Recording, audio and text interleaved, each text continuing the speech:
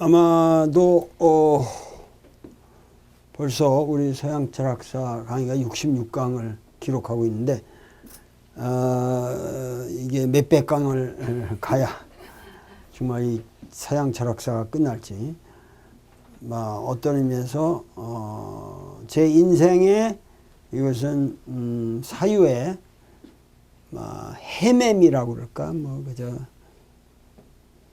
고민하면서 모르는 거 배우고 자유롭게 이렇게 소요하는 그런 과정을 여러분들과 공유를 하고 있는데 여러분들이 쭉 이 강의를 들으시면서 느끼셨겠지만은 정말 우리나라의 젊은 세대들 중에서 공부를 아주 깊게 해서 이렇게 어려운 토마스 아퀴나스를 이렇게 아주 절실한 우리의 삶의 문제로 다가올 수 있도록 느낄 수 있도록 그리고 기독교 신학이라고 하는 것이 뭔가 그 이론적인 구조에 그 의미가 있는 게 아니라 그것이 말하고자 하는 그 간절한 진리라고 그럴까 지혜라고 그럴까 그 토마스 아퀴나스의 유명한 말 중에 하나가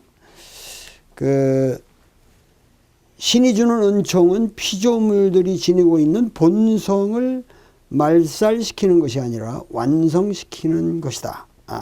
그러니까 인간의 본성을 항상 은총은 완성시키는 것이다. 이 말씀. 그러니까 모든 것을 종합하는 거죠. Gratia non tollit naturam sed perficit라고 해요. 네. Perficit. 네. 그러니까 이 아주 이 말씀이 난 가장 토마스 아퀴나스의 우리가 지금 말하고 있는 논의를 아주 정확하게 대변해주는 명제라고 생각됩니다. 근데 아리스토텔레스의 저작 중에서 항상 나도 좀 불만스럽게 생각하는 저작이 니코마코스 윤리학인데 내가 히라보로 깊게 공부를 못해서 그런지 하여튼 나는 니코마코스 윤리학에 대해서 상당히 반감이 있는데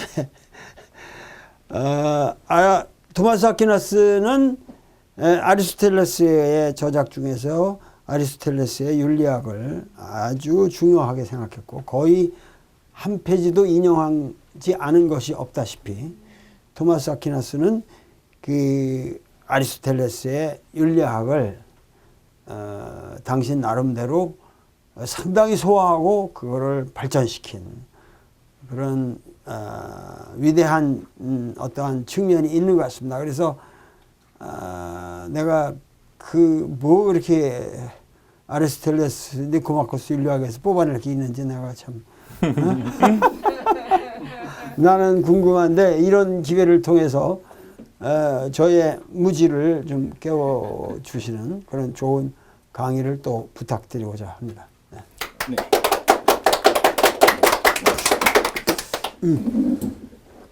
제가 우리 도올 선생님의 니코마코스 윤리학 강의를 못 들어서 뭐가 마음에 안 드셨는지는 잘 모르지만 사실은 이 니코마코스 윤리학이라고 하는 책은 아까 맨 처음 시작할 때 말씀드린 것처럼 아마도 아리스토텔레스가 완전히 편집하지 못한 강의록에 대한 모음 같은 부분들이 있습니다. 그래서 앞뒤가 안 맞는 부분들도 있고 여러 가지 어려움들이 있는데 사실은 이 토마스 아퀴나스나 중세의 아리스토텔레스를 읽었던 사람들은 이렇게 생각했습니다. 아리스토텔레스가 철저하게 자기네들이 쓰는 것처럼 완결한 책이라고 생각해서 앞뒤에 모순이 되는 부분도 어떻게든지 연결시켜서 그 모순을 극복하려 했습니다. 아리스토텔레스를 수용했던 세 가지 입장부터 먼저 보면 토마스 아퀴나스가 윤리학으로 어떻게 들어가는지를 이해하실 수 있는데요. 맨 처음에 아리스토텔레스가 나타났을 때 그리스도교를 위협하는 요소들이 있다라고 느껴졌다라고 말씀드렸습니다. 세계의 영원성, 세계가 워낙부터 그렇게 존재했다. 이렇게 한다면 최후 심판을 건드릴 수 있을 것 같고 또 다른 의미에서 또 그건 좀 더 어려운 얘기인데 단일 지성론이라는 것 같은 것을 영혼과 육체가 분리된 다음에는 인간 영혼이 남아있지 못하고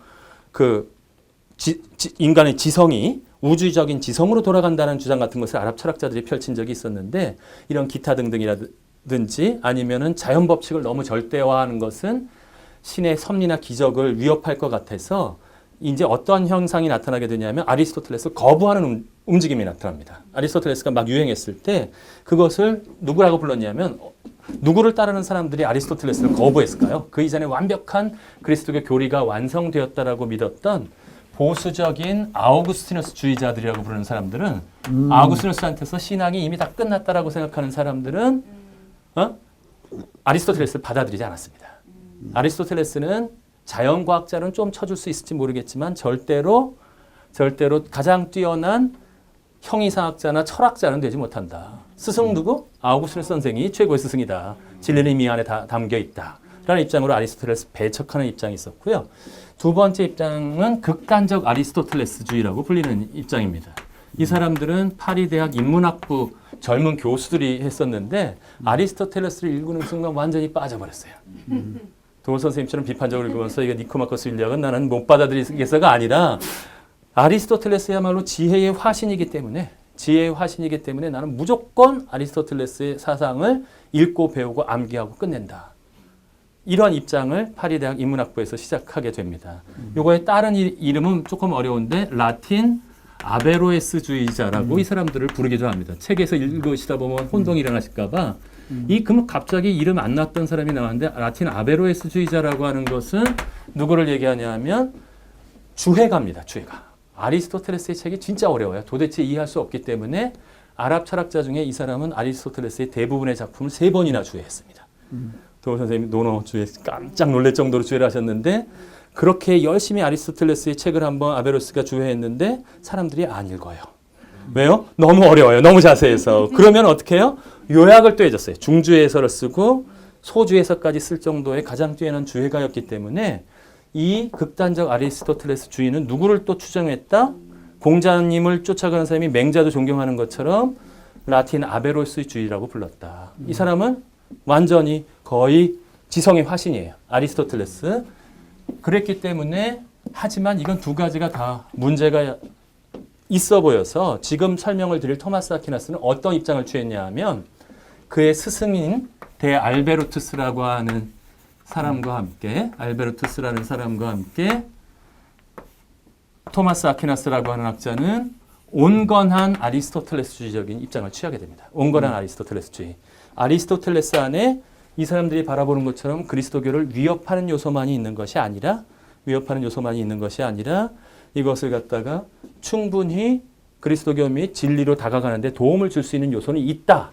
그러나 만일에 그것이 내가 진리로 나아가는 길에 반대되거나 안 맞는 부분이 있다면 그건 수정되어야 한다. 과감히 비판되어야 한다. 비판적인 그러한 열림을 가지고 있었던 것이죠. 하지만 일반적으로 그렇게 됩니다. 기준을 어디로 잡느냐에 따라서 주류는 이쪽이 잡고 있었습니다. 강의 금지령을 내리거나 나중에 단죄 내린 것도 이쪽에서 다 내렸는데 이쪽에서 보면 자기네 입장만 아니면 다 좌빨입니다. 이게 뭐 어떻게 되냐? 여기를 기준으로 삼으면 어떻게 돼요? 아리스토텔레스 이 사람들도 온건한 아리스토텔레스주의였지만 다 아리스토텔레스를 추종하는 세력. 이래 가지고 토마스 아퀴나스는 죽고 나서 2번이나 단죄 받는 일들. 그때 1270년과 1277년에 일부 가르침을 단죄받는 일까지 벌어진 적이 있었다. 그러면 좀 궁금해집니다. 토마스 아퀴나스는 도대체 어떠한 부분에서 아리스토텔레스를 받아들이고 아까 선생님께서 인용해 주셨는데 신학대전이 60권 정도 된다고 그랬는데 1부, 2부, 3부로 나눠져 있습니다. 윤리적인 내용이 나오는 것은 2부입니다. 2부에 나오는데 2부가 신학대전 60권 분량 중에 가장 많습니다. 거의 30권 분량을 차지하는데 거기서 니코마코스의 한 줄 한 줄, 한 페이지 정도가 아니라 한 줄 한 줄이 거의 다 인용되었지만 중요한 것은 다른 방식으로 자신의 사상적인 체계적인 틀 안에 아리스토텔레스 삽입해 넣게 됩니다. 이게 중요합니다. 어떠한 사고 틀에 누구의 책을 인용했다는 게 아니라 아리스토텔레스의 인용뿐만이 아니라 아리스토텔레스, 아우구스누스, 플라톤, 기타 등등 굉장히 많은 인용자들이 그 안에서 다 나타나고 아리스토텔레스 인용이 가장 많지만 더 중요한 토마스 아퀴나스의 사상이 등장하는 것은 어디서 등장한다? 체계에서 등장한다. 체계에서 등장한다는 말씀을 드리면서 한번 이게 가능할지 모르겠지만 요 나머지 시간 동안 이 윤리학적인 부분을 토마스 아퀴나스의 신학대전을 종종 고딕 건축에 비교하는데요.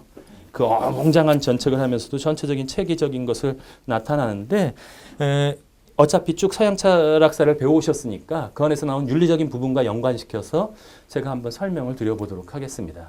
사실은 윤리적인 논쟁이 벌어질 때 가장 혼란스러운 것들은 기준들이 충돌할 때입니다.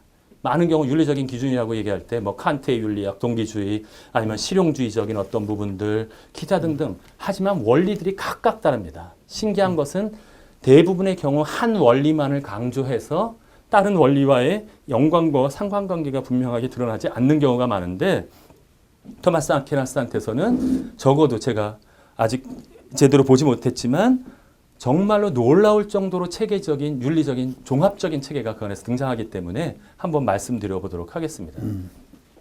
가장 손쉬운 것은 뭐 이런 식이었어요. 윤리하면 주지주의냐 뭐 주의주의냐 이런 얘기는 들어보셨을 거예요. 주지주의라고 하는 것은 아는 것이 그 올바로 아는 것이 윤리적인 것에 가장 중요한 것이다. 소크라테스, 플라톤, 때로는 많은 학자들은 아리스토텔레스까지도 경향상으로 보면 인간에서 지성이 굉장히 중요한 부분을 강조했는데 의지를 강조한 윤리학자 있습니다. 누구?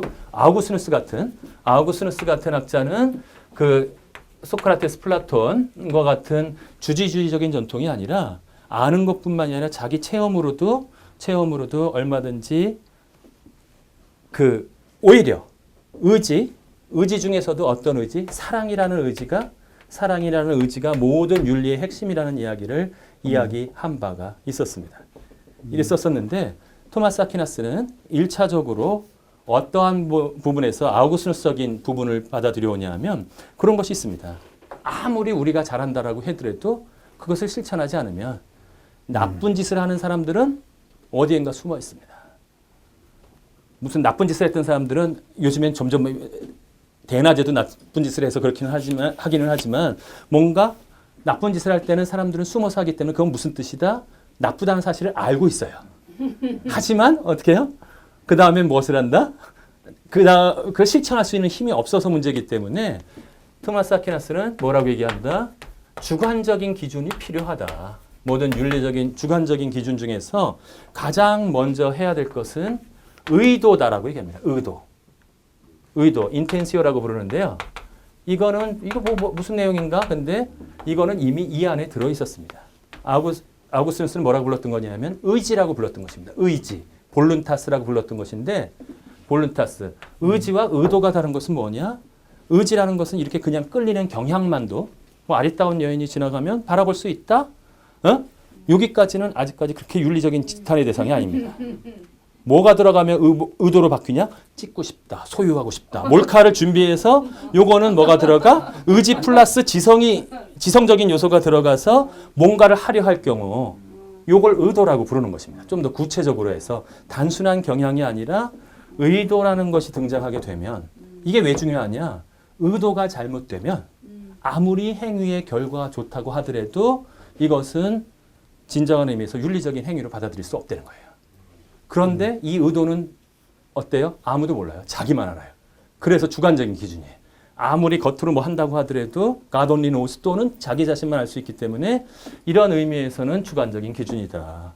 사실은 정치가들이 선거하기 전에 굉장히 많이 와서 선행을 베풀어서 뭐 그런 경우 있습니다. 뭐 해가지고서 목욕탕에 가서 할머니들 밀어줘가지고 행복하게 하는 경우가 있는데 나중에 씁쓸하죠. 와가지고 그 사람 남편이 선거 나오면 이런 거는 결과가 아무리 좋다고 하더라도 의도가 표를 얻는데 나쁜 쪽에 있다면 나쁜 쪽이나 좋은 의도에 없다면 그것은 좋은 윤리적인 행위가 될 수 없다라고 이미 토마스 아퀴나스는 강조했습니다.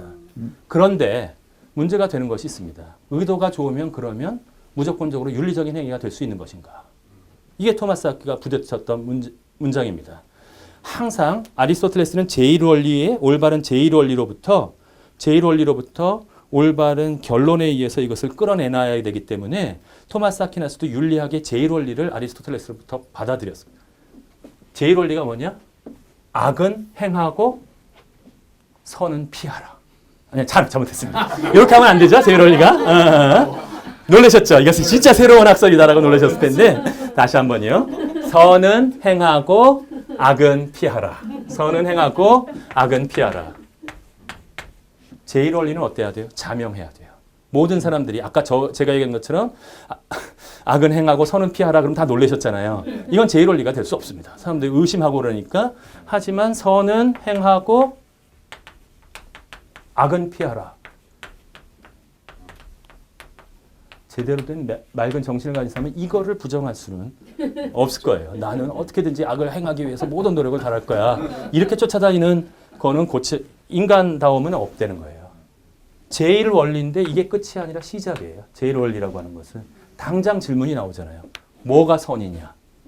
뭐가 선이냐라는 질문이 나온다는 거예요. 뭐가 선이냐? 개인적인 의도 안에는 모든 사람들이 공통적으로 인정할 수 있는 만한 선이 들어있는지 확인할 수 없습니다. 근데 토마스 아퀴나스는 뭐라고 그랬다? 이것도 아리스토텔레스적인 부분보다도 더 나간 건데 여기서는 소위 모든 인간들이 이성을 지닌 인간이라면 이것은 지켜야만 된다라고 생각하는 법칙이 있다는 거예요. 그것을 무엇이라고 불렀다? 렉스 나투랄리스, 자연법이라고 부릅니다. 자연법. 자연법이라고 부르는 것.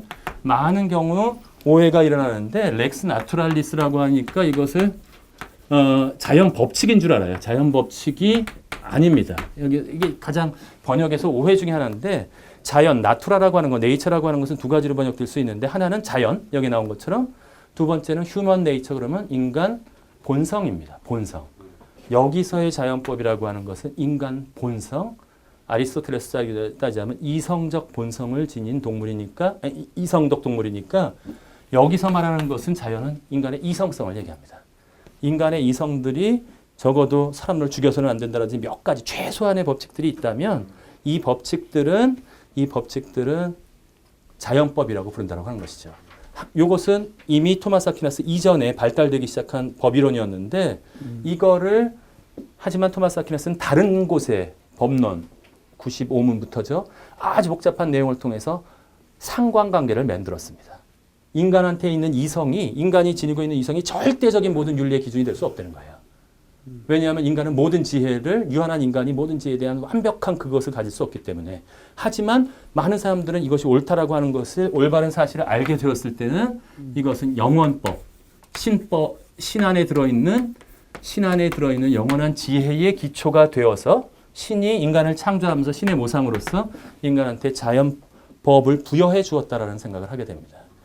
뭐냐면 기준이 하나 생긴 거예요. 적어도 토마스 아퀴나스는 이 안에서 그렇기 때문에 많이 논란이 되었잖아요. 소크라테스가 악법도 법이다라고 했을까요? 안 했을까요? 했다고 그러지만 요즘에 모든 학자들은 아무리 뒤져도 찾지 못했습니다. 악법도 법이다라고 얘기한 적은 없었어요. 하지만 그렇게 알려진 것처럼 마지막에 부당한 판결에 의해서 그냥 죽었기 때문에 그런 느낌을 줄 수 있다면 이미 그때도 그것이 통용되고 있었지만 아우구스누스나 토마스 아퀴나스 같은 사람은 이렇게 얘기합니다. 이 밑에 인정법이 있는데 인간들의 법이 이 밑에 종속되고 있는데 인정법들이 자연법을 어긴다면 그것은 법도 아니다라고 얘기합니다. 악법도 법이다가 아니라 어느 순간 효력을 확 상실한다. 인정법이 자연법을 어겨서 내려지게 되는 순간 이것은 토마스 아퀴나스에 의하면 저항. 이것은 그 자체로 효력이 상실한다라고 하는 사실들을 나타낼 수 있다라고 하는 것이었죠. 대표적인 게 그 뉘른베르크 법정 같은 곳에서 나치들이 아우슈비츠에서 해놓고 나서 실정법으로는 이 사람들 처벌하기 힘들게 모든 것들을 해놨습니다. 그렇다고 새 법을 만들 수도 없습니다. 실정법 중심 곳에서 그렇게 부딪혔을 때 한 사람이 그리고 새로운 법을 만든다면 소급 입법을 해서 이 사람들을 처벌할 수 없는 상황 속에서 다시 옛날에 자연법이라는 사상을 통해서 뉘른베르크 법정에서 한번 중요한 변화가 일어난 적이 있었는데 이 자연법적인 생각을 토마스 아퀴나스는 무슨 기준이라고 불렀다? 이게 객관적인 기준이라고 하는 것입니다. 객관적 기준. 그냥 얘기하는 것처럼 주관적인 의도만을 가지고 이 의도가 좋음을 가지고 선은 행하고 악은 피하라 해서 선이 무엇인지를 정확하게 규정할 수 없다는 거예요. 이게 굉장히 중요한 포인트 중에 하나인데 그러니까 무엇이다? 주관적인 기준과 객관적인 기준을 적어도 인정을 해야 한다. 그런데 문제가 되는 것은 무엇이냐 하면 이 주관적인 기준과 객관적인 기준이 잘 맞아떨어지면 좋은데 모든 인간들이 의도를 갖다가 자연법에 따라서 살아가면 좋은데 그런 일들이 아닌 일들이 더 벌어지더라는 거예요. 아닌 일들이 더 벌어진다. 그러면 이것이 이렇게 잘 상응하는지를 판정해 줘야 되는 법정이 있어야 되는 거예요. 내 의도가 자연법과 잘 부합하는지 토마스 아퀴나스는 모든 인간 안에 이것이 있다라고 얘기합니다. 그걸 뭐라고 부르냐 하면 양심이라고 불러요. 콘시엔시아라 그래서 양심이라고 하는 것이 모든 인간들한테는 근본적으로 들어있다. 어떤 사람들은 양심을 주관적인 기준이라고 얘기하지만 토마스 아퀴나스는 주관적인 기준이 아니에요. 의도라는 주관적인 기준과 객관적인 기준이 연결되는 법정과 같은 것이다. 양심이 있다는 것을 어떻게 하느냐? 토마스 아퀴나스는 비유적으로 얘기했는데 모든 인간들은 신데레시스라는 영혼의 불꽃이 있다는 거예요. 영혼의 불꽃이 있는데 어떻게 하게 돼? 언제 불꽃이 팍 켜오르냐? 보통 때 있을 때 몰라요. 근데 뭐예요? 애들이 컨닝하려고 그럴 때 가슴이 쿵쾅거리기 시작합니다. 선생님 저기 있으면. 요거 뭐예요? 사전의 양심이야. 사전의 양심이어서 내가 이거 죄를 지으려 할 때 가슴이 쿵쾅거리는 경우도 있고 그럼 뭐예요? 그 불꽃이 영혼의 불꽃이 타오르기 시작하는 거예요. 또는 자기가 잘못 저질렀는지도 몰랐어요. 알고 보니까 엄청난 결과가 나타났다. 이건 사후의 양심입니다. 자기가 행위하고 나서 그렇기 때문에 토마스 아퀴나스는 주관적인 기준과 객관적인 기준을 얘기하면서 이것이 하나의 법정에서 이루어지는 양심에 따라서 행해야 한다. 그래서 굉장히 중요한 게 있는데 토마스 아퀴나스는 어떤 사람들이 최종적인 윤리적인 결정을 대신해 줄 수 없습니다. 무슨 뜻이에요? 딴 사람들이 많이 물어보잖아요. 선생님도 그런 청 받을지도 모르는데 너무 중요한지 자기가 결정해야 될 걸 선생님 알려주세요. 요즘에 어떤 지도자들은 막 내려줍니다. 제가 깜짝깜짝 놀랐는데 남의 개인적인 최종적인 윤리 결정까지 막 내려주는 멘토 또는 구루들이 나타나셔서 저를 놀래키는데 그게 어떤 부분이 있냐 하면 토마스 아퀴나스에 따르면 객관적인 기준에 대한 판별은 도와줄 수 있어요. 하지만 그 선생님은 뭘 몰라요? 그 사람의 최종적인 가장 깊은 곳의 의도는 그 사람밖에 알 수 없어요. 최종적인 윤리적인 결정권은 누구에게 있다? 토마스 아퀴나스에 따르면 양심을 활용해서 자신이 결정을 내릴 수밖에 없다라는 것이 1차적인 생각이었습니다. 맞아. 그 논의를 저기는 항상 이 말을 충분히 이해를 못하는데 아까 그 자연법을 어떻게 끌어냈어요? 자연법이라는 거 정확히 한번 데피니션을 다시 한번 해주고 갑시다. 자연법이라고 하는 것은 이성적인 본성을 지닌 모든 인간들이 동의할 수 있는 어떤 법. 동의할 수 있는 어떤 법. 그래서 일반적으로 뭐냐면 그렇게 많은 것들이 아니라 최소한도의 규정들입니다. 그리고 나머지들은 최소한도 그러니까 이성을 가진 사람 중에 그것이 아니다라고 반대할 수 있거나 논란의 여지가 있는 것들은 자연법이 되기 힘든 부분이 있습니다. 그런 것들은 어디서 결정해요? 구체적인 모든 결정이 되면 상황에 맞춰서 인정법에서 그 자연법의 원리를 이용해서 무고한 다른 사람들의 생명을 죽여서는 안 된다. 이런 것들로부터 해서 죽이는 것뿐만 아니라 상해하는 것도 안 된다라든지 여러 가지 그런 규정들을 쭉 만들어낼 수 있는 가능성들이 나타날 수 있는 부분들이 있는 것이죠. 그래서 자연법에서 충분히 자연법만으로 모든 것들을 갖다가 구체적인 상황까지 규정할 수 없으니까 자연법의 기초에서 자연법의 원리를 활용해서 인정법들에 대한 정당성을 인정했고요. 하지만 무슨 것이 문제가 된다? 자연법의 원리를 어겨가면서 사람들을 죽이거나 이런 것들은 아무리 국가 권력에 의해서 이것을 내린다라고 하더라도 그것은 악법은 법도 아니다라고 하는 저항권에까지 인정을 했고요. 하지만 법의 차원만이 아니라 이 자연법은 많은 경우 양심이라고 하는 이 불꽃의 형태로 우리 인간 안에 들어와 있다가 구체적인 상황과 마주친 상황 속에서 이것이 터져나오게 된다. 여기서 아주 흥미로운 이론이 나오는데요. 우리는 무조건 양심에 따라 살면 된다 이렇게 얘기할 수 있는데 토마스 아퀴나스는 아리스토텔레스나 굉장히 구체적으로 윤리적인 상황에 맞춰서 살아가는 사람이었습니다. 신기한 것이 있어요. 그러니까 토마스 아퀴나스가 아주 유명한 아우구스티누스는 진짜 그 여성과의 사랑과 아데오다투스라는 애도 낳고 모든 사고를 다쳤는데 토마스 아퀴나스는 그 삶 자체도 반대입니다. 이게 만일에 그 도미니코에 들어가겠다고 그랬더니 어머님이 안 되겠다고 해서 납치해 왔어요. 납치해가지고서 타반에다가 가둬놓고 형들이 이걸 꼬시기 위해서 막 그랬을 때 형이 아무리 꼬셔도 안 되는 거예요. 야, 먹는 거 워낙 좋아해서 퉁퉁했으니까 너 치킨 사줄게 이랬더니 그래도 아니야 나 빨리 갈 거야 이러니까 형들이 어떻게 했냐면 형의 부하들이 가서 그 아리따운 여인을 꼬셔다가 정결할 서약한 수도사니까 정결이 깨지면 못 갈 줄 알고 여인을 갖다가 조용한 탑방에다 갖다 넣게 됩니다. 그때 토마스 아퀴나스가 옛날 성인전이 읽은 걸 잘못 생각했어요. 그래서 뭐라 그랬냐면 그래가지고서 중요한 결정을 내릴 때마다 사탄이 나타나서 유혹한다. 이래가지고서 여인이 들어왔을 때 그 옆에 가서 횃불을 들고 여인을 막 내쫓게 됩니다. 성인전에 의하면 토마스 아퀴나스가 그렇게 빨리 움직이는 것은 이전에도 이후에도 보지 못했대요. 그러면서 토마스 아퀴나스의 전기에 의하면 뭐냐면 너무 힘을 썼으니까 피곤해서 쓰러졌을 거 아니에요. 천사가 나타나서 그를 갖다가 꽁꽁 뭐 끈으로 묶어주었더니 그 다음부터 다시는 욕정에 빠지지 않았다. 굉장히 황당한 얘기지만 이 토마스 아퀴나스는 이렇게 어떤 의미에서는 수도회에서 계속 살았고 대학에서만 살아왔습니다. 그러면 어떻게 생각할 것 같으냐 하면 매우 금욕적이고 매우 엄격한 사람이 되었을 거라고 생각하는데 놀랍게도 이런 얘기를 합니다. 양심이라고 하는 것은 그냥 나와 있는 것을 무조건 자기 마음에 드는 것을 따라하는 것이 아니다. 양심을 올바로 형성해야 될 책임도 가지고 있다. 이게 무슨 얘기냐? 양심에는 두 가지 왜곡된 양심이 있다는 거예요. 하나는 완고한 양심이고 또 다른 건 이완된 양심이에요. 이완된 양심인데 완고한 양심이라고 하는 것은 어떤 면을 가지고 있냐면 사실은 이완된 양심부터 얘기하죠. 이완된 양심이라고 하는 것은 사실은 진짜로 뉘우쳐야 되는데 뉘우칠 줄 모르는 거예요. 안타깝게 우리나라 많이 윗분들이 그런 경향이 나타나는데 진짜로 뉘우치고 이것은 정말로 중요하게 다시 생각해야 될 부분인데도 이것은 전혀 잘못된 것조차도 모르면 때로는 이런 거예요. 어떤 강도가 뭐 이렇게 얘기했다라고 얘기해요. 내가 저 좋은 곳에서 태어났으면 나는 이런 나쁜 짓이 되지 않았을 텐데. 만약에 그 강도의 말이 맞다면 그 마을에서 태어나는 모두 다 떼강도가 됐어야 돼요. 하지만 그렇게 되지 않아요. 이건 뭐예요? 자기가 책임져야 될 양심을 남한테 미루는 거예요. 양심에 털났다는 게 이완된 양심이라면 또 다른 문제점도 있어요. 이 휴즈닷컴에 들어오는 분들은 이런 걱정은 거의 없어요. 근데 뭐가 위험이 있어요? 완고한 양심이 문제가 돼요.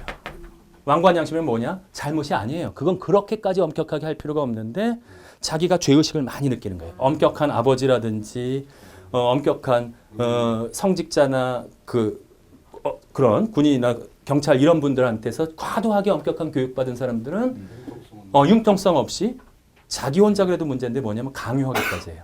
남들한테 강요까지 하기 때문에 단순하게 지금 자기가 형성되어 있는 양심에 따르는 것이 문제가 아니라 건강한 양심을 올바로 형성하는 것도 문제다.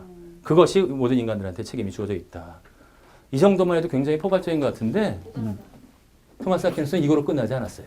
그러면 이렇게 할 수 있어요. 그럼 제가 여기까지만 듣고 가시면 휴즈닷컴 시청자 여러분이 부작용이 나타날 수 있는데 무슨 부작용이 나타나냐면 맨날 생각하는 거예요. 매 순간마다 이거 주관적으로 의도는 옳은가? 자연법적으로 맞나? 내 양심이 완고하거나 이완된 게 아닌가? 이러다 보면 윤리적인 인간이 되는 것이 아니라 노이로제에 걸릴 수 있다는 거예요. 토마스 아퀴나스가 생각한 것은 이 상태는 피해야 되겠다. 매 순간마다 가장 중요한 곳에서는 이 원칙을 따라서 결정을 내려야 되지만 급하게 위급한 상황 속에서 누군가 저 선로 밑에 일본에서 이수연 씨가 선로 밑에 떨어져 있는데 이랬다라면 그 사람을 구할 수 있었을까요? 나의 의도가 혹시 명예에 치우치지 않았나? 내가 저 사람을 구하기 위해서 나의 생명을 버리는 것은 자연법에 어긋나는 것은 아닌가? 이렇게 하면 못 구했을 거라는 거예요. 이미 올바른 행위를 통해서 훈련되어 있는 윤리적인 방향성이 필요하겠다. 그걸 뭐라고 불렀다? 아레테 비르투스 덕이라고 부르는 거예요. 덕 또는 덕이라고 부르는 것이 있다. 이 양심에 덧붙여서 실제적인 윤리적인 행위가 바로 나오려면 습성으로 우리한테 익숙해져 있어야 된다. 항상 꺼내서 그것을 할 수 있겠다. 그러고 나서 다 두려웁니다. 하나하나. 플라톤 배울 때 아마 사주덕 배우신 분들 계실 거예요. 사주덕이나 사추덕 같이 한번 해보시면 위에부터 지혜, 용기, 절제, 정의 뭐 이런 얘기들이 들어왔으면 토마스 아퀴나스는 신학대전에서 이거 하나하나를 다 분석합니다. 그리고 이것에 어긋나는 악덕들도 다 분석합니다. 그런데 이거는 전체적인 방향성이었고 그것 말고 아리스토텔레스가 강조한 덕이 하나 있었습니다. 그 덕이 뭐였냐 하면 그게 중용입니다. 중용. 중용이라고 하는 덕이 중용은 요 얘기만 해도 벌써 느낌이 오실 거예요. 완고한 양심과 이완된 양심을 뛰어넘는 이런 중용적인 어떤 생각들을 가지고 나가보자. 이것만 해도 충분해서 아리스토텔레스의 사상으로 되었을 것 같은데 여기서 끝났다면 아리스토텔레스의 아류 또는 플라톤의 종합 한 사람밖에 되지 않을지 모릅니다. 문제가 부딪혔습니다. 자기 수도자입니다. 절제의 예를 든다면 절제에 알맞는 어떤 육체적인 정욕과 관련된다면 뭐가 알맞을까요? 카사노바처럼 천세 명의 여인들을 쫓아다닌다면 이거는 과도한 걸 겁니다. 방탕한. 제대로 되지 못한 거지만. 하지만 어떤 사람이 자기는 너무나 교양 있는 숙녀여서 내 몸을 누구도 못 건드려서 해서 결혼도 못하고 아예 그냥 평생을 갖다가 그렇게 과도한 완고한 양심 때문에 살아간다면 이것도 옳은 방식이 아닐 겁니다. 외형적으로 바라보면 수도자나 성직자들은 완고한 양심에서 과도한 금욕처럼 바라보이더라는 거예요. 그들이 선택한 삶이 뭔가 자신의 삶이나 그리스도교의 삶을 생각할 때 설명해야 될 필요성을 느끼게 됩니다. 그래서 두려운 덕이 뭐냐면 신학적인 덕입니다. 믿음, 소망, 사랑이라고 하는 것. 인간적으로 충분히 이러한 덕들로 충분히 잘 살아갈 수 있지만 때로는 더 큰 이상 때문에 우리들의 어떤 부분들을 절제하거나 포기해야 되는 것도 있다면 이것은 지탄받아야 될 대상이 아니라 중용을 깨뜨렸기 때문에 오히려 더 칭찬받을 만한 덕이다.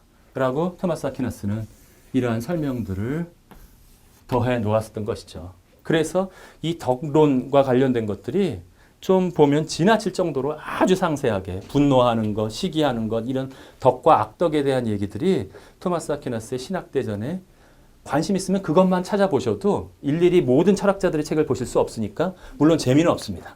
딱딱딱딱 이렇게 정리되어 있지만 그 원리는 제가 설명을 못 드렸는데 신학대전의 원리만 조금 이해하면 그 이전에 적어도 나왔던 사상은 핵심적인 내용을 언제 다 읽고 있어요. 3줄씩 요약해놨는데 그렇게 많아진 거예요. 거의 3줄씩 그러니까 3단원법으로. 이 사람이 말하는 중용이라는 게 뭐예요? 여기서 이 죄송합니다. 사람이 너무 중요한 단어를 이렇게 그냥 써버렸는데 여기서 너무 이해한 아리스토텔레스의 아리스토텔레스의 중용입니다. 그러니까 그러니까 양쪽에 과도함이 없이 하지만 수학적인 중간도 아니고 그 균형을 갖다가 잘 맞춰서 찾아내는 것. 이건 뭐 거의 아리스토텔레스 메손 그 중용 개념을 그대로 들여온 것이다라고 생각하시면 좋을 것 같네요. 그리고 나서 이 정도만 해도 질릴 정도로 달려왔는데 토마스 아퀴나스 뭐라 그러냐면 이 모든 것들은 사실은 윤리적인 진짜 어려운 상황은 구체적인 상황을 배려해야 된다고 얘기합니다. 현대적인 상황 윤리 그것도 있는데 이게 만일에 사실은 우리 젊은 애들이 어떠한 청년들이 이미 신체적으로는 다 굉장히 완전히 성인만큼 자라나서 성적인 호기심도 많고 이럴 때 만약에 사랑을 표현한다면 그것 자체가 뭐 그렇게 잘못된 일이겠어요. 의도도 서로 사랑하는 표현이 있고 자연법에 어긋나는 행위도 아니고 아직은 만일에 어떤 관계까지 맺지 않는다면 서로 사랑을 표현하는 건 좋은데 사람만은 꼭 지하철에서 그렇게 부둥켜 안고 이럴 필요는 없잖아요. 어떠한 표현들이라든지 이런다면 그것이 잘못된 상황이 아니라고 해도 상황에 어긋나게 얘기한다면 그것은 올바른 행위가 되지 못한다라고 얘기해서 구체적인 상황까지 이 내용을 고려해야 된다는 내용을 정말로 한 문제 한 문제 거기다가 수백 문제를 할애해서 토마스 아퀴나스가 이 내용을 꿰뚫어 가도록라고 하는 것이죠. 그런데 사실은 제가 이렇게 얘기하면서 야, 토마스 아퀴나스 진짜 대단하지 않냐? 이건 정말로 윤리적인 사실은 많은 윤리학자들이 이 중에 어떠한 하나만을 강조했지 이 상관관계가 어떻게 만들어져 있는지를 또는 우선성에 대한 부분을 명쾌하게 얘기한 사람은 많지 않습니다. 그래서 딱 얘기했더니 어떤 친구가 나한테 와서 이렇게 얘기했어요. 선생님, 저는 절대 윤리적인 인간은 못 될 것 같아요.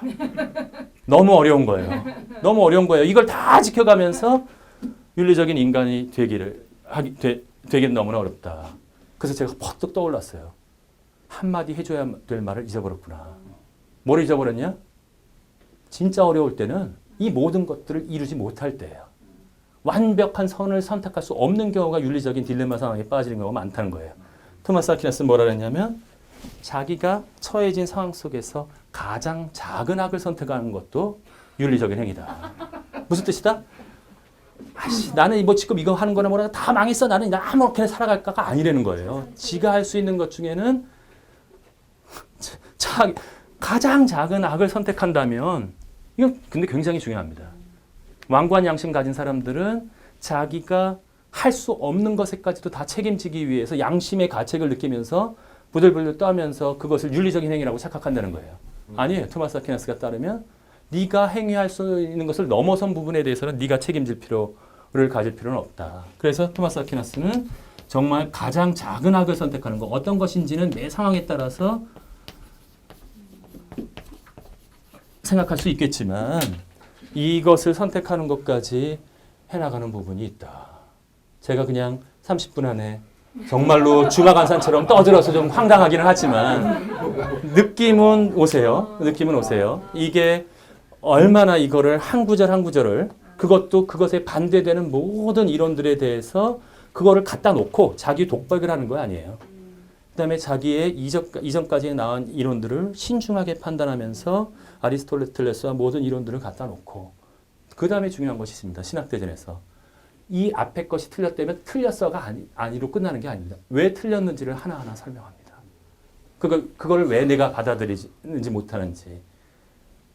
도돌 선생님께서 저한테 물어보셨습니다. 그 젊은 나이에 왜 그렇게 이상한 책을 읽고 있냐라고 하셨는데 요 맛에 한번 빠지면 사실은 자기가 가지고 있는 문제가 있을 때 들어가서 보고 끝이 아닙니다. 사실은 상황도 다르고 우리는 토마스가 아퀴나스가 가졌던 것보다도 훨씬 더 많은 지식을 가지고 있기 때문에 저는 그래서 아까 걱정하신 것처럼 아까 얘기해 주셨어요. 영원하신 아버지에서 19세기가 되어서야 토마스 아퀴나스가 가장 가톨릭의 대표적인 스승으로 올라갔습니다. 무슨 뜻이다? 그 전까지 자유로웠어요. 굉장히 다양한 이론이 나왔고 저는 거기서 또 강조하는 것은 토마스 아퀴나스의 요즘에 옛날 사람들 안타깝게도 김대건 신부님이나 이런 분들은 소위 스콜라식으로만 토미즘적으로만 그것을 배웠어요. 근데 저는 결론만을 따와서는 토마스 아퀴나스의 역동성이 하나도 안 나온다고 생각합니다. 토마스 아퀴나스의 진짜의 정신은 역동성이 있습니다. 그냥 답만 따오는 것이 아니라 자신이 주어진 것을 최선을 다해서 무엇이 진리인지를 찾아가려는 자세에 마지막까지도 만족하지 못했습니다. 토마스 아퀴나스는. 하지만 자기가 끝까지 노력하고 아마도 이 생각을 하셨을 것 같아요. 돌 선생님께서 얘기해 주셨는데 내가 인간 본성을 최선을 다해서 노력한다면 그래도 우리 인간으로서는 하나님한테 도달할 수 없습니다. 진짜 인간 하나님이 계시다면 손 안 내미실까요?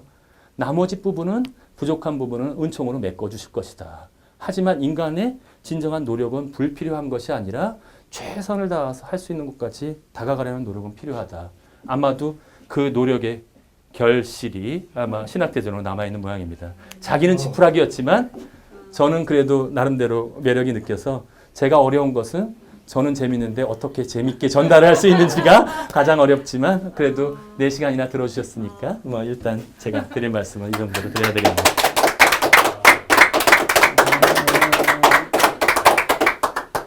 내가 생각하기에는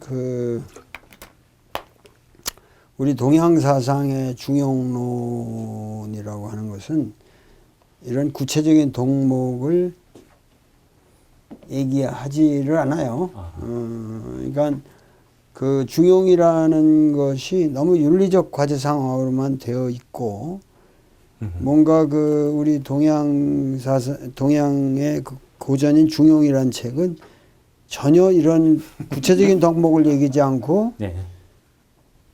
그야말로 그 대자연 그 자체, 그러니까 천지자연이라고 하는 그 우주 운행 자체가 그 중용적으로 되어 있기 때문에 인간이 따르지 않을 수 없다고 하는 상당히 윤리학을 우주론적 스케일에서 얘기를 하거든요. 그러니까 그런 어떠한 디테일 가지고 고민하는 이런 모습들이 서양 사람들은 상당히 진지한데 내가 보기엔 지금 여기 많은 문제가 또 파생돼서 거기 또 끊임없이 답을 하고 이러는데 하여튼 내가 생각하기에는 좀 아리스토텔레스적인 사유가 좀 그 윤리적인 사유가 상당히 내가 보기에는 이제 스케일이 작다는 건데 아까 말씀드렸지만은 그냥 선을 행할 수 있는 어떤 마음의 자세, 맹자도 항상 어린애가 이렇게 하는데 그냥 측은지심에 그냥 달려가서 구해주게 되는. 근데 그러니까 헥시스라고 그러나 하여튼 히라보에 그러니까는 하나의 그런 습관, 그런 관습을 계속 기르는 그런 것이 우리 동양에서는 이 공부라는 말이 그런 말이거든요. 이 공부라는 말이 딴 게 아니고 몸에 그런 습관이 배는 것 거기에 대해서 우리는 아주 특별한 그러니까 이 우리가 뭐 이런 무술도 꽁푸라고 그러는 게 그 공부 같은 말이거든요. 무술을 꽁푸라고 그러잖아요. 네. 공부라는 말이거든. 그러니까 무술이라는 거는 몸에 이렇게 그냥 저 사람이 딱 들어올 때 이렇게 탁 맞고 이렇게 하고 뭐 이런 그냥 자연스러운 흐름 아니에요. 네.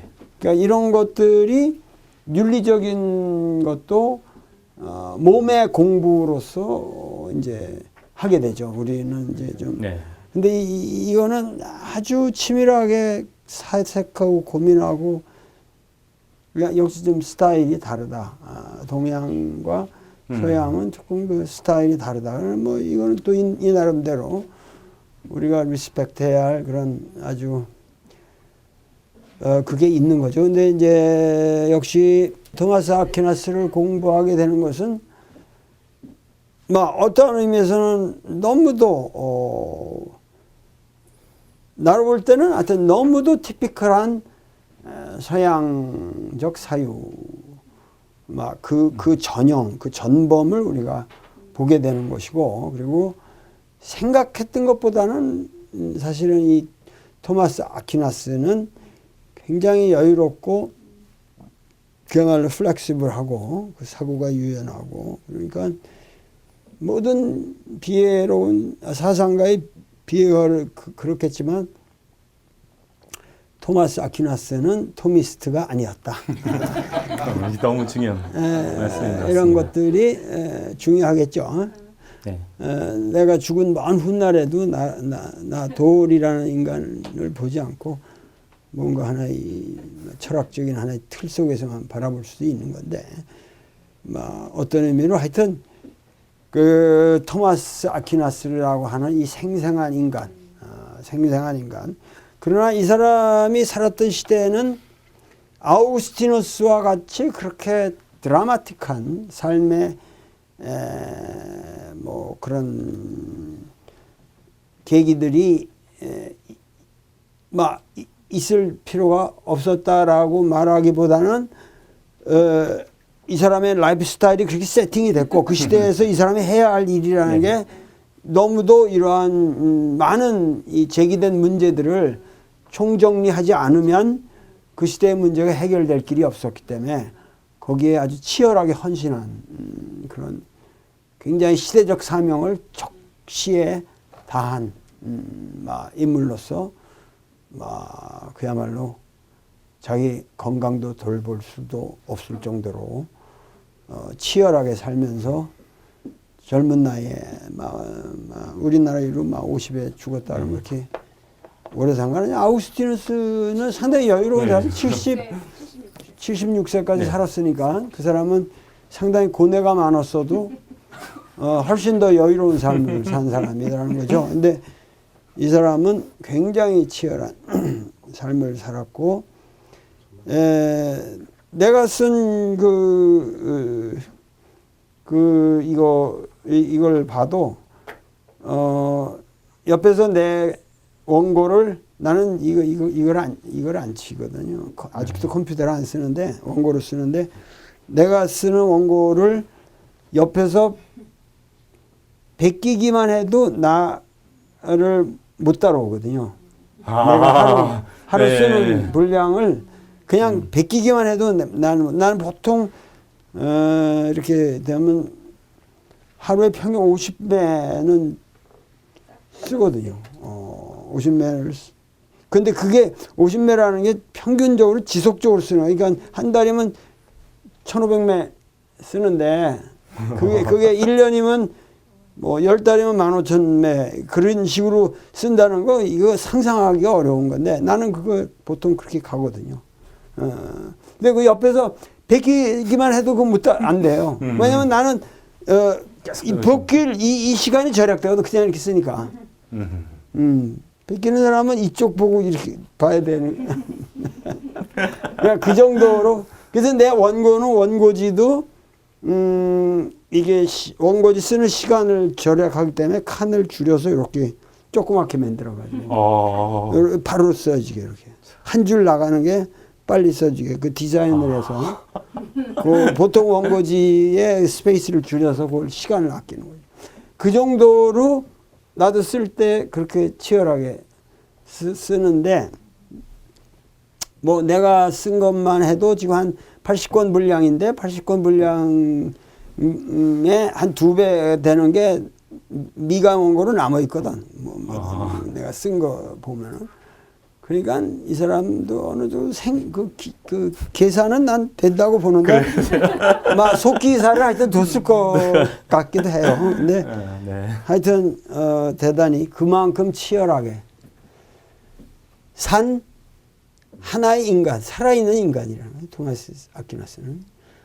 그 인간을 우리가 오늘 접하면서 어떠한 의미에서 카톨리시즘이라고 하는 게 자꾸만 우리가 카톨릭이라는 말을 쓰는데 성현 선생이 제발 카톨릭이라는 말을 쓰지 마라. 그게 그리스도교다. 그리스도교다. 그런 얘기지만 사실은 내가 그 히브리 대학에서 저쪽 그 아르메니아 그 어떤 수사가 거기서 PhD를 하고 있는 학생을 만나는데 뭐 이렇게 기독교 얘기를 하다가 신교 얘기를 하니까 우리는 기독교 분류할 때 신교는 카톨릭의 일부. 자기는 카톨릭에서 프로테스탄즘을 떼지 않는다는 거예요.